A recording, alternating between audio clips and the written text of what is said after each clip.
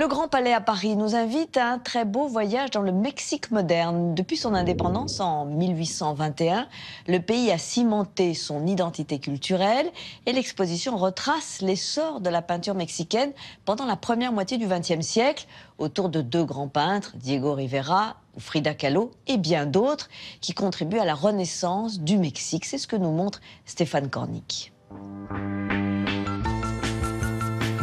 De l'art mexicain, nous connaissons l'œuvre de Frida Kahlo, celle de son amant Diego Rivera, ou le biopic hollywoodien consacré à cette célèbre artiste, incarnée par Salma Hayek, que nous avions rencontré lors de l'exposition qui était consacrée à ce couple emblématique, à l'Orangerie en 2013.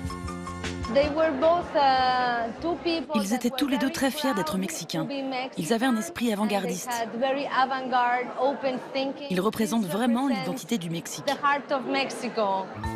Aujourd'hui, le Grand Palais dévoile un panorama d'artistes beaucoup plus large, consacrant une exposition à la modernité mexicaine entre 1900 et 1950, une période riche en correspondances artistiques entre l'Europe et les Amériques. Beaucoup d'artistes mexicains qu'on connaît très mal ont passé du temps en France, par exemple à Paris. Quelqu'un comme Ángel Zárraga, en 1904, déjà est à Paris. Roberto Montenegro, mais également Diego Rivera. Donc se nourrir d'autres influences, le surréalisme, le cubisme, le symbolisme également. À partir de 1910, la révolution mexicaine, qui durera près de 10 ans, chamboule le pays politiquement, mais aussi socialement. Les artistes mexicains qui ont baigné dans les avant-gardes européennes décident de rentrer dans leur pays pour écrire un nouveau chapitre. C'est un univers dans lequel on voit non seulement l'art, mais on voit immédiatement le contexte politique du Mexique.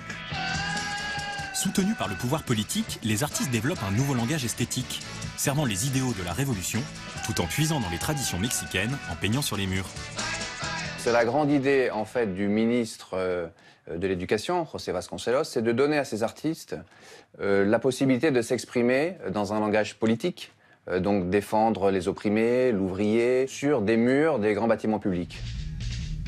Héritée d'un passé précolombien et d'évangélisation du Mexique au XVIe et XVIIe siècle, la peinture murale connaît un nouvel essor à travers le muralisme et ses trois grands représentants, Orozco, Siqueiros et Rivera. On cherche des thèmes qui sont liés directement à la Révolution, comme les ouvriers, comme les paysans.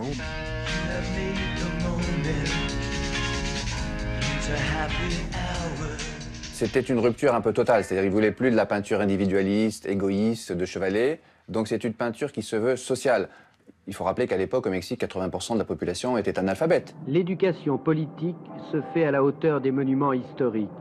C'est pour cela qu'elle se raconte sur ces murs en de gigantesques fresques qui forcent une lecture grandiose et exaltante. Une approche qui dépasse les frontières. Aux États-Unis, pendant l'entre-deux-guerres, les artistes mexicains réalisent de nombreuses fresques de San Francisco à New York et inspirent toute une génération d'artistes.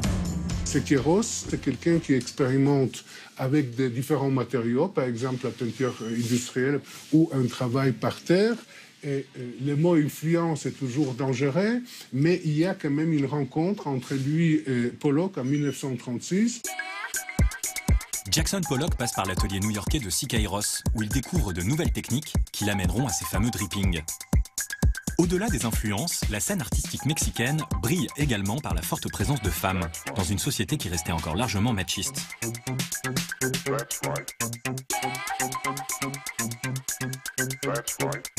Très ancrée dans une identité nationale mexicaine, l'artiste Frida Kahlo emprunte une voix de l'intime. Tout le monde peignait de grandes fresques. Elle peignait des petites peintures que personne n'aimait. On se moquait d'elle. Elle n'était pas respectée en tant qu'artiste, elle n'était que la femme de Diego Rivera. Mais cette artiste femme, érigée en symbole par les féministes dans les années 70, est loin d'être la seule de cette scène artistique. Il y a Tina Modotti qui est assez connue également, cette photographe italienne qui était amante de Weston, qui est venue, qui a fini comme agent du Comintern. C'est des biographies quand même très romanesques. Je pense à Rosa Rolanda qui était danseuse à Hollywood, qui a joué dans les Ziegfeld Follies puis qui est devenue peintre. Je pense à Dolores Olmedo qui était une femme d'affaires, entrepreneuse, qui est devenue une des mécènes de Diego Rivera. Et je pense à quelqu'un comme Nawi Olin, qui a été très tôt une femme libérée, qui a été peintre, qui a été poète. Donc ces femmes-là, avant même leurs équivalents peut-être en Europe, avaient une vie très libérée, créées comme des hommes. Ce n'est pas tellement l'importance de ces femmes en tant qu'artistes. Elles sont ni moins bonnes ni meilleures que les artistes hommes. Ce qui est important, c'est le fait qu'il y a des artistes femmes.